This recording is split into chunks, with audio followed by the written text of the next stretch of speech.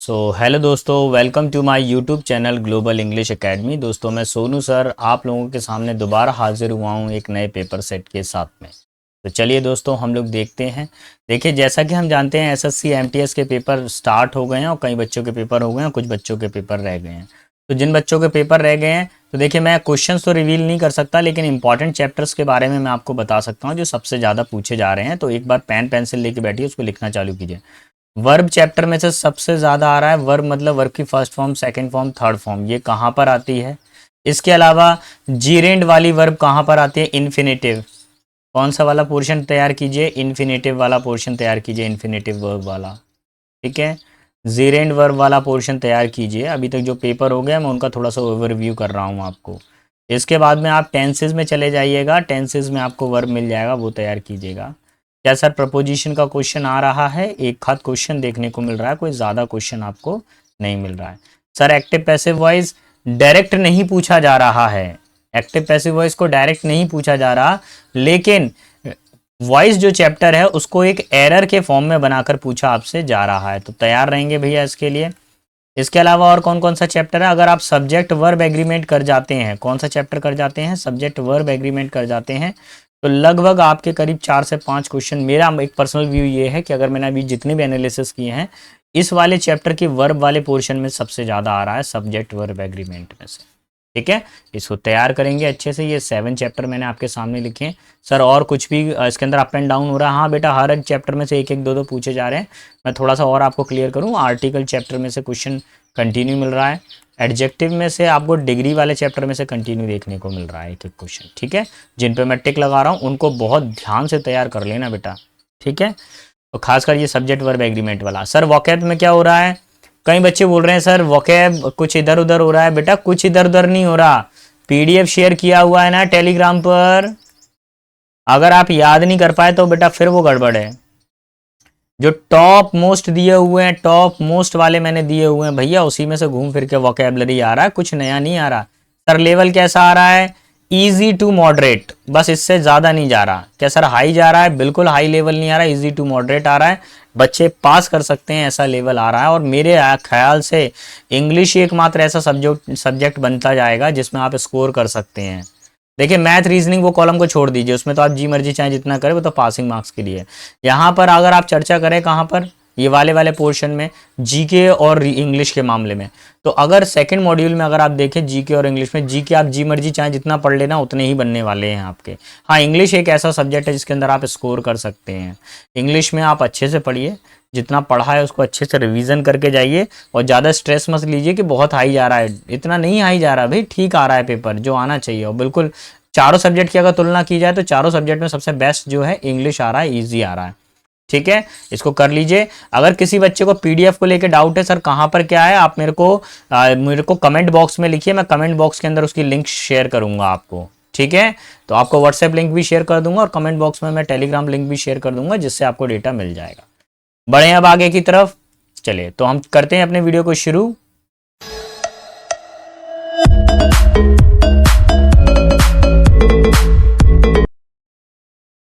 ये रहा question number 1। देखिए पहला वर्ड क्या दिया हुआ है, एरिंग। क्या दिया हुआ है, एरिंग। एर का मतलब क्या होता है? एर का मतलब होता है मिस्टेक, और एरिंग का मतलब होता है जो गलती करता है बार बार, यानी सिनर, यानी कि पापी व्यक्ति, दोष करने वाला, गलती करने वाला व्यक्ति। फ्लॉलेस का मतलब क्या होता है? इनोसेंट, जो उसने गलती नहीं की है। टाइडी का मतलब क्या होता है? कोई चीज बहुत ही ज्यादा साफ सुथरी हो। स्लोपी का मतलब क्या होता है? डर्टी, यानी कि गंदा। और ब्लंडरिंग का मतलब क्या होता है? बिग मिस्टेक, गलती करने वाला, बड़ी गलती करने वाला। ब्लंडर का मतलब क्या होता है? बड़ी गलती करना, यानी मिस्टेक करना। तो अभी देखिए, सिनर मतलब गलती करने वाला है, यानी पापी व्यक्ति है। Option number 4 will be final answer. We have to answer in the synonym formation. Now if you see here the question is related to the error detection. Such kind of the question they are asking in our examination. The earthy fragrance of the soil after a first rain is always fresh. देखिए ध्यान पे देखिए, the first लगा हुआ, first कौन सी degree है? Superlative degree है, और इस सुपरलेटिव डिग्री से पहले हमेशा क्या आता है? द आता है। एस डी मतलब सुपरलेटिव डिग्री, तो सुपरलेटिव डिग्री से पहले क्या आता है? द आता है। So our answer is option number 1। Clear? आगे बढ़ू, अगले कंसेप्ट पर आइए। नेक्स्ट पूछा गया है, they have asked the synonym penniless, penniless का मतलब क्या होता है, ऐसा व्यक्ति जो गरीब है, बहुत ही ज्यादा गरीब है। वेल्दी का मतलब क्या होता है, जो थोड़ा समृद्ध है, प्रोस्पेरस है। नेक्स्ट है ब्रोक, ब्रोक का मतलब क्या होता है, टूटा हुआ। ब्रेक की जो ये फर्स्ट फॉर्म हो गई ब्रेक, और ये कौन सी फॉर्म हो गई, सेकंड फॉर्म हो गई ब्रेक। रेकलेस का मतलब क्या होता है, केयरलेस, लापरवाह, रेकलेस केयरलेस। क्रैंकी का मतलब क्या होता है, ऐसा व्यक्ति जो काफी ज्यादा चिड़चिड़ा हो, है ना, काफी ज्यादा चिड़चिड़ा सा हो जाए, सन की टाइप का चिड़चिड़ा जाए बार बार। तो देखिए, ऐसा व्यक्ति जो बिल्कुल गरीब है, आपको उसका सिनोनिम बताना है। अच्छा, पेनीलेस, ऐसा व्यक्ति जो बिल्कुल गरीब है। देखिए यहाँ पे एक वर्ड आ रहा है ब्रोक। अब ब्रोक का मतलब क्या था, ऐसा व्यक्ति जो बिल्कुल टूटा हुआ है। गरीब व्यक्ति मतलब क्या है, हर तरीके से टूटा हुआ, धन नहीं है उसके पास में, सम्मान नहीं है, हर तरीके से वो गिरा दबा हुआ है व्यक्ति। So that will be our final answer, option number 2। Clear? Let's see another one. If you see here, the question is related with the correct spelling. Now the spelling of the entirely, this is totally incorrect, it is also incorrect, and it is also, so this one is the final answer entirely. Fourth one is the right spelling of the entirely. What do you understand by entirely? मतलब completely, पूर्ण रूप से, यानी whole, संपूर्ण। ठीक है, आगे बढ़ते हैं हम लोग, क्वेश्चन नंबर 5 पर आते हैं। और 5 क्या बोल रहा है, it feels greatly to be with you at this ceremony. It feels greatly, it feels greatly, आपके साथ ऐसा है। देखिए यहाँ पर एक एरर है, ये जो ग्रेटली है यहाँ पर एडवर्ब है, ये थोड़ा आपको ठीक ठाक साउंड नहीं करेगा, ये अच्छा नहीं लग रहा है। इट फील्स ग्रेटली नहीं, इट फील्स ग्रेट, अच्छा लग रहा है। To be with you at this ceremony, आप इस प्रोग्राम में हैं, और आप जब आप इस प्रोग्राम में हैं, इस वजह से मेरे को क्या लग रहा है, बहुत अच्छा महसूस हो रहा है। ऑप्शन नंबर 2 क्या हो जाएगा, ऑप्शन नंबर 2। क्लियर? देखिए बेटा, अच्छे से तैयारी कीजिए, कहीं कोई डाउट आ रहा है तो मैं बैठा हुआ हूँ, आप मुझे कंटिन्यू कमेंट में मैसेज कीजिए। जब तक आपके पेपर कंप्लीट नहीं हो जाएंगे, ये सीरीज़ मेरी कंटिन्यू रहेगी, इसमें मैं पर डे आपको अपडेटेड। और सुन लीजिए, इसी में कहीं ना कहीं पे एग्जाम से रिलेटेड क्वेश्चन छुपे रहेंगे, मैं आपको वहीं क्लिक कर दूंगा। देखिए, हम डायरेक्ट नहीं बता सकते हैं कि कैसा हुआ, डायरेक्ट हम क्लियर नहीं बोल सकते हैं, लेकिन हाँ ये ध्यान रखना है हमको कि पेपर में हम कुछ आपको हिंट कर सकते हैं, हम डायरेक्ट क्वेश्चन रिवील नहीं कर सकते हैं। एसएससी ने गाइडलाइन दिया हुआ है भाई, कुछ गड़बड़ नहीं हो जाए यार। My mother in rapture, in rapture का मतलब क्या होता है समझेंगे बहुत ध्यान से। In rapture over his new stove, जैसे ही नया चूल्हा घर में आया, नया स्टोव घर में आया, माता जी क्या हो गई, क्या गुस्सा हो गई, नहीं गुस्सा नहीं होंगी। ठीक है, वर्किंग विगोरसली, बहुत तेजी से मेहनत से काम करने लगी, नहीं। डिससेटिस्फाई, असंतुष्ट हो गई, नहीं।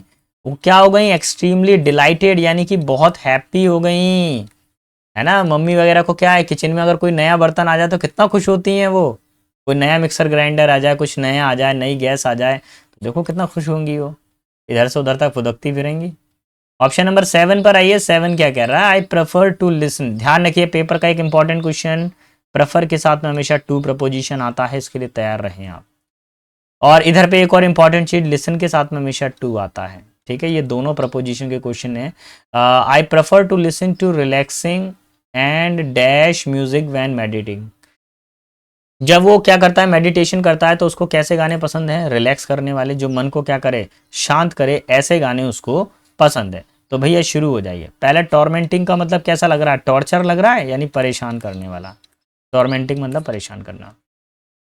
सूदिंग का मतलब क्या होता है, जो क्या करे, मन को शांतमय, शांति प्रदान करने, शांतिमय। ठीक है। फ्रेटिंग का मतलब क्या होता है समझेंगे। फ्रेटिंग का मतलब क्या होता है, किसी चीज को लेकर ऐसा अपन चिड़चिड़ा जाते हैं, यानी झल्लाना, किसी चीज को लेकर चिड़चिड़ा जाना। एब्रेडिंग का मतलब क्या होता है, एब्रेडिंग का मतलब होता है किसी चीज को डिस्ट्रॉय करना, यानी नष्ट करना। अभी हमको क्या चाहिए, गाना कैसा होना चाहिए, शांतिमय होना चाहिए, यानी पीसफुल होना चाहिए। कैसा होना चाहिए, peaceful music. Option number 2 will be final answer. Clear? Let's see question number 8। 8 किस तरह के कंटेंट को बताता है, एबेंडेंट। एबेंडेंट का मतलब क्या होता है, कोई चीज बहुत ज्यादा मात्रा में हो, यानी इनफ हो, पर्याप्त हो, प्रचुर मात्रा में हो। ठीक है। रिच का मतलब क्या होता है, धनी। सरप्लस का मतलब क्या होता है, कोई चीज क्या हो, ज्यादा में हो। ठीक है, किसी की मात्रा क्या हो, बहुत ज्यादा हो, एक्सेसिव हो, एक्सेसिव हो, अत्याधिक हो किसी के पास। स्कार्स का मतलब क्या होता है, किसी चीज की कमी हो, शॉर्टेज हो। देखिए ब्रिलियंट का मतलब क्या होता है, बुद्धिमानी से भी होता है, इससे मेहनती का भी, सॉरी हाँ बुद्धिमानी होगा, इंटेलिजेंस, इंटेलिजेंस, इंटेलिजेंट। तो अभी आपको क्या चाहिए, कोई चीज़ इनफ है यानी पर्याप्त है, तो इसका उल्टा क्या बनेगा जल्दी बताइए, कोई चीज़ क्या हो, कम हो, शॉर्टेज हो। Option number third will be final answer. Question number 9 पर आइए। 9 क्या कह रहा है, इसमें आपको करेक्ट स्पेलिंग बतानी है। तो सबसे पहले देखिए अनरिवेल्ड, इसमें एक आर नहीं आएगा और इसका मतलब होता है किसी चीज़ को क्या करना, उधेड़ना। जैसे धागा है, धागे को उधेड़ते हैं ना, निकालना, ठीक है। नेक्स्ट है इक्विलिब्रियम। इक्विलिब्रियम एक बार स्पेलिंग देख लूँ मैं, ठीक है। इक्विलिब्रियम का मतलब क्या होता है, किसी चीज का संतुलन बनाना यानी कि बैलेंस करना किसी चीज। कंपेलिंग में याद रखेंगे क्या आता है, डबल एल आता है। कंपेलिंग में क्या आता है बेटा, डबल एल आता है, ये ध्यान रखेंगे।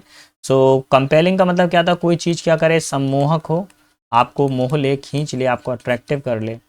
एक्सटेसी का मतलब क्या होता है, इसका मतलब होता है बेटा परमानंद, यानी बहुत ज़्यादा ग्लैड हो किसी चीज़ को देखकर, आप बहुत ज़्यादा हैप्पी हो, ठीक है। अच्छा अभी इसमें थोड़ा सा देख लेता हूँ मैं, इसमें क्या होता है, एस सी नहीं आता, ये दोनों नहीं आते, तो सर क्या आता है, सी एस आता है। तो ऑप्शन नंबर कौन सा वाला करेक्ट बनेगा, करेक्ट स्पेलिंग बतानी है ऑप्शन नंबर 2। अगर बेटा मेरा पढ़ाना पसंद आ रहा है, मेहनत मेरी पसंद आ रही है, आपको लग रहा है कि सर हमारे लिए मेहनत कर रहे हैं, इवन पेपर चल रहे हैं आपके उस, तो भी कंटिन्यू आपके लिए लेक्चर्स बनते आ रहे हैं, तो प्लीज़ मेरे चैनल को लाइक शेयर सब्सक्राइब करना ना भूलिएगा। आगे बढ़ता हूं मैं अगले क्वेश्चन की तरफ। देखिए सिर्फ मेरे को 20 मिनट्स चाहिए होते हैं आपके सिलेक्शन के लिए। 20 मिनट्स के अंदर मैं 25 क्वेश्चन को खत्म कर देता हूं, क्योंकि मुझे पता है भैया पेपर कैसा आता है, मैं बैठता हूं पेपर के अंदर, ऐसे वैसे नहीं। बैठे तो 1947 में आप पढ़ा रहे हो बच्चों को 2024 में, हम तो खुद बैठते हैं, हमको तो पता है रियलिटी।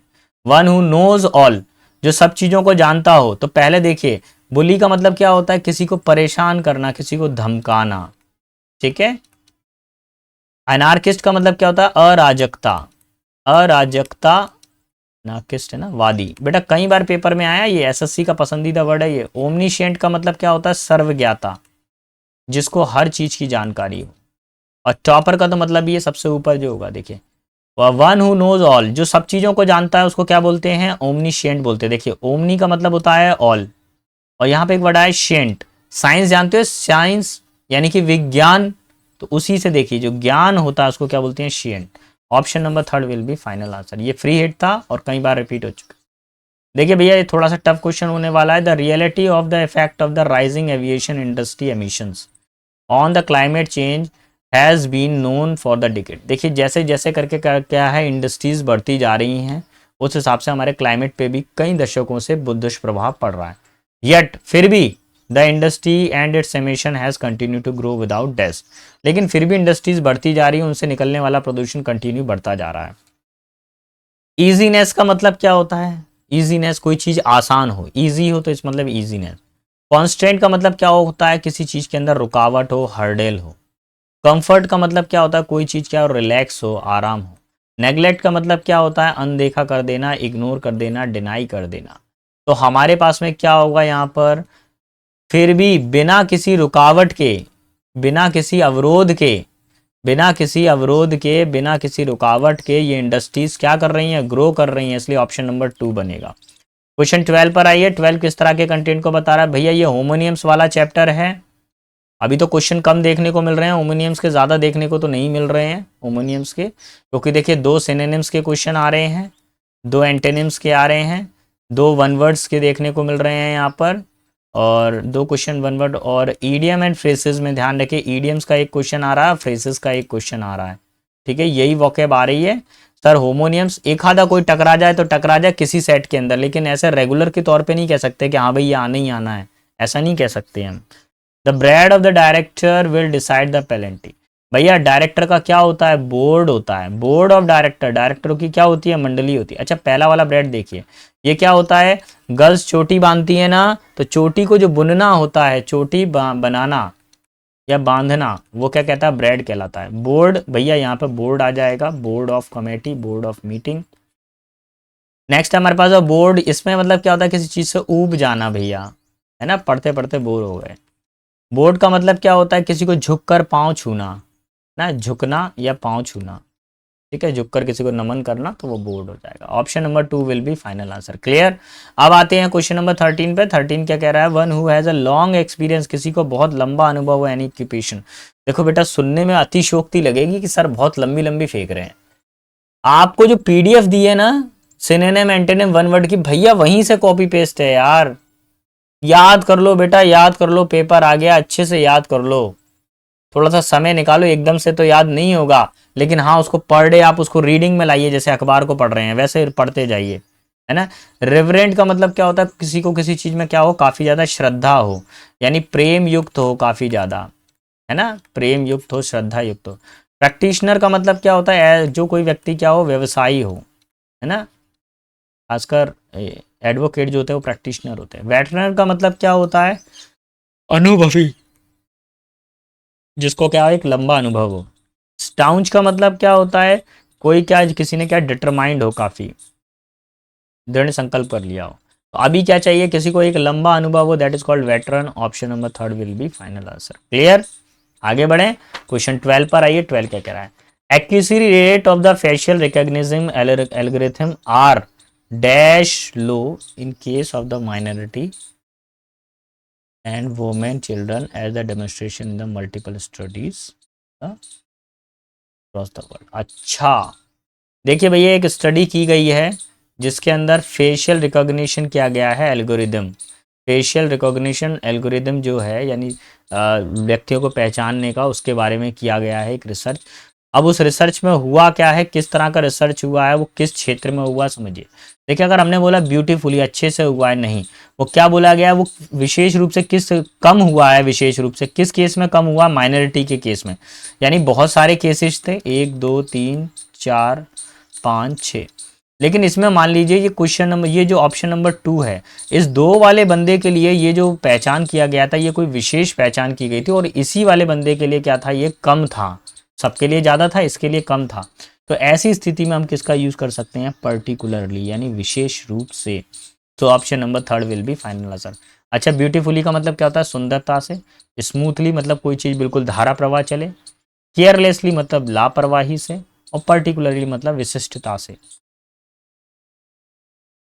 निश्चित रूप से भी कह सकते हैं। नंबर 15 पर आइए। 15 क्या बोलता है, ही गॉट एफ्लेक्टेड विद, ठीक है, यहाँ पे कोई दिक्कत नहीं है, the disease when he was a teenager. तो ये ठीक है यार, गॉट के बाद में ये थर्ड फॉर्म आ गई है, प्रभावित हो गया था, वह बीमारी से प्रभावित हो गया था जब वो कब था, टीनेजर था। यहाँ पे आई थिंक नो एरर है, लेकिन हम एसएससी वाले हैं, पढ़ पढ़ के हमारे मन के अंदर इतनी एरर लग गई हैं कि अब तो हर क्वेश्चन पे डाउट होता है। हमको तो सीआईडी में जाना चाहिए, सीबीआई में जाना चाहिए हमको तो, है ना। Yesterday after a nice walk, कल एक अच्छी वॉक के बाद में, we dash to sit on the bench, हम बेंच के ऊपर बैठ गए। देखिए, यस्टरडे वाली बात है, पास्ट टेंस की घटना है, जैसे ही पास्ट टेंस की घटना लगती है तो सीधा ध्यान रखिए वर्ब की सेकंड फॉर्म आती है। क्या आती है, सेकंड फॉर्म। कौन सी फॉर्म में, फर्स्ट फॉर्म नहीं आएगी। कौन सी फॉर्म में फर्स्ट फॉर्म नहीं आएगी।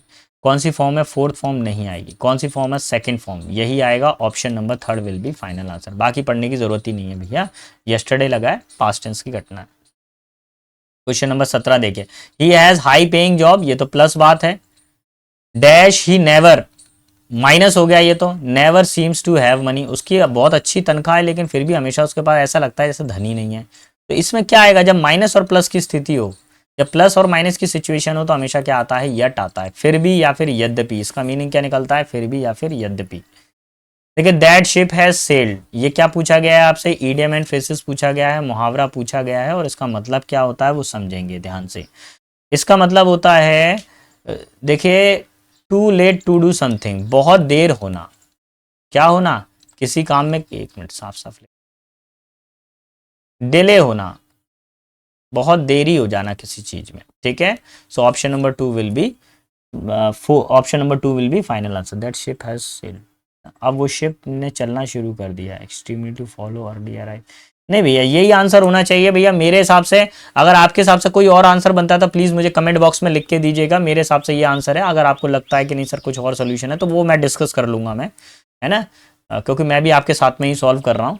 चलिए, क्वेश्चन नंबर 19 पर आइए।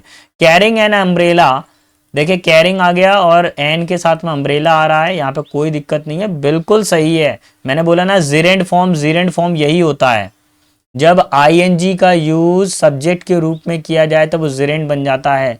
एक क्वेश्चन ध्यान रखिए बेटा, पेपर में आपको देखने को मिल जाएगा, smoking is injurious to health.